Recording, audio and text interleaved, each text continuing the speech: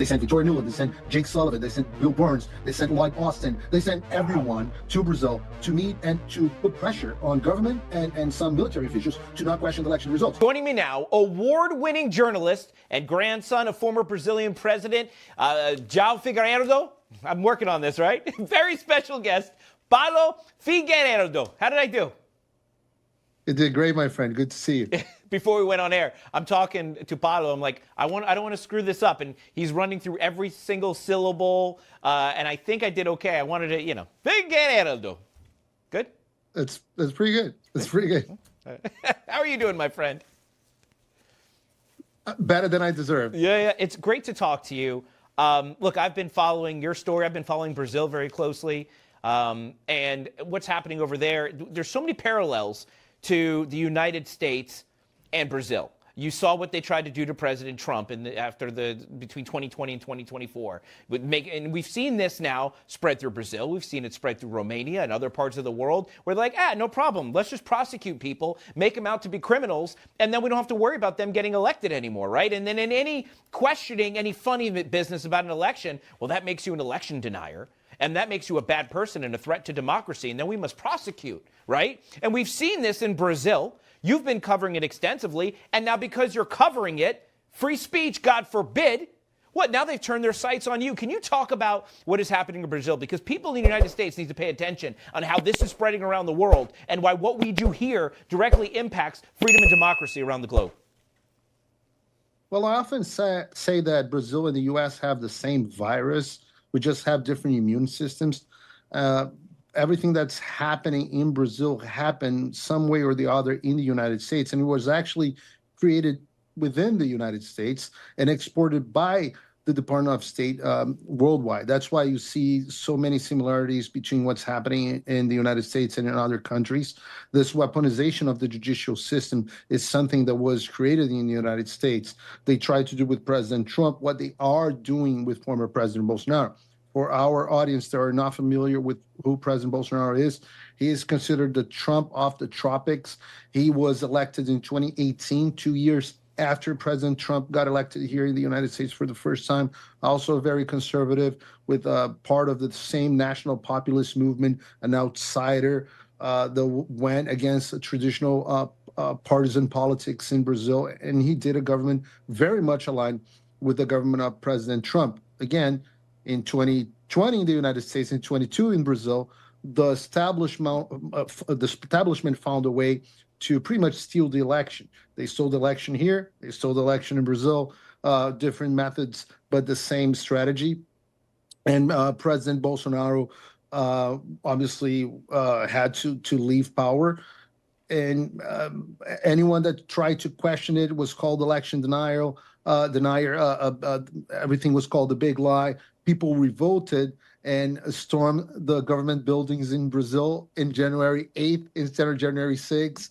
People were called domestic terrorists and sent to prison for very long sentences. There was a congressional committee trying to investigate it. They deleted evidence in Brazil. There were signs of agent provocateurs and deep state agents infiltrated. We even had the head of security of the Brazilian government handing bottles of waters to protesters that were inside the building. So many similarities. People were sent to prison for 2 decades in very harsh sentence, more than 1,000 people in prison. And then President Bolsonaro is now being prosecuted for a so-called coup d'etat, something like an insurrection. So you can't make this up. It's so similar that looks like a Bollywood version of an American movie in Brazil. So that's the way it is. I mean, you're right. It is shockingly similar. Considering how shockingly similar it is, you have to wonder, it's the same playbook. Well, who's writing the playbook then? Well, that's a very good question. That's hard to answer without getting to conspiracy theories, but I'll give you the facts. They're hypotheses now. They're not theories anymore. Every conspiracy theory has proven true, at least here over the last few years. So I'm calling these conspiracy hypotheses. But please proceed. Well, what's happened? Actually, we know some facts. Just for example, we know that the USAID more than triple the amount of money sent to Brazil when Bolsonaro became the president. We also know that the USAID, American taxpayer, funded all the disinformation combat initiatives in Brazil. We also know that the Department of State helped the Brazilian electoral courts that were persecuting anyone that questioned the electoral results in Brazil. We also know for a fact that in the same year, and that never happened before, the United States sent some top officials, the election year of Bolsonaro, the election year actually of Lula, that Bolsonaro was running for re-election. They sent Victoria Nuland, they sent Jake Sullivan, they sent Bill Burns, they sent Lloyd Austin, they sent everyone to Brazil to meet and to put pressure on government and some military officials to not question the election results. So I don't know who's writing the playbook, but I'm pretty sure it comes from here, and it was funded by American taxpayer money. Wow. So as far as the next phase in this, I got about a minute left. You, of course, they've turned their sights on you. You're just a journalist. Not just, you're a great journalist. But I'm saying you're a journalist. You're not in government, yet they don't like what you have to say about it. So what are they trying to do to you? Well, they're trying to put me in prison for 40 years in the same case as Bolsonaro, because I pretty much reported what was going on in the discussions that were happening in 2022. What's happening right now in Brazil is that obviously the president, who's the socialist Lula da Silva, won't give a presidential pardon like Trump did with the J6ers. But the Congress in Brazil is discussing an amnesty bill that should be discussed, should reach the floor within the next 2 weeks or so. If granted, it would release President Bolsonaro from prison, and also anyone else that was politically persecuted, just like myself. The problem right now is that the Speaker of the Brazilian House is under threat of the Justice of the Supreme Court that rules the country, Alexandre de Moraes, the guy that was sanctioned under the Global Magnitsky Act by the Trump administration 2 weeks ago. So a lot of going on in Brazil. Brazil is going to decide its destiny in the next month or so, in a way. So it's very exciting times. Wow. Paulo Figueiredo, thank you so much for joining. I'm going to watch your case very closely. People should, I mean, you have all the followers in the world. I don't know if there's any followers left for you to collect, but if people want to follow you and follow your work and everything that's going on, where can they go? They can go at Rio P. Figueiredo, as they see on the screen. It's hard to pronounce, but easy to type. So go ahead, and I'll be there. Fantastic. Thank you, my friend. It has been an honor getting to know you, and it is my honor to have you on this show as well. And we'll talk again real soon.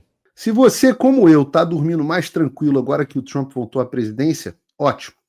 Mas e o Brasil? Nosso país continua no buraco. A volta do Trump nos dá esperança, mas as coisas não vão se resolver sozinhas. Vai ser preciso muito trabalho, meu e seu. E não adianta xingar muito nas redes sociais achando que isso resolve alguma coisa. Não tem salvador da pátria. Não tem um político que vai resolver por você. A responsabilidade é sua. Eu larguei tudo para me dedicar a isso. E você? Como você pode ajudar sem abandonar as suas obrigações? Simples. Apoie quem está na linha de frente. Sem isso, esse trabalho simplesmente não continua. Acesse www.paulofigueiredoshow.com/apoie e com a partir de $5 por mês, garanta que isso siga em frente. Se puder ir além, torne-se meu patrono Gold e participe do meu grupo privado e ajude a definir as minhas próximas pautas. A diferença entre vencer e perder está na ação. Durma tranquilo, sabendo que você fez a sua parte.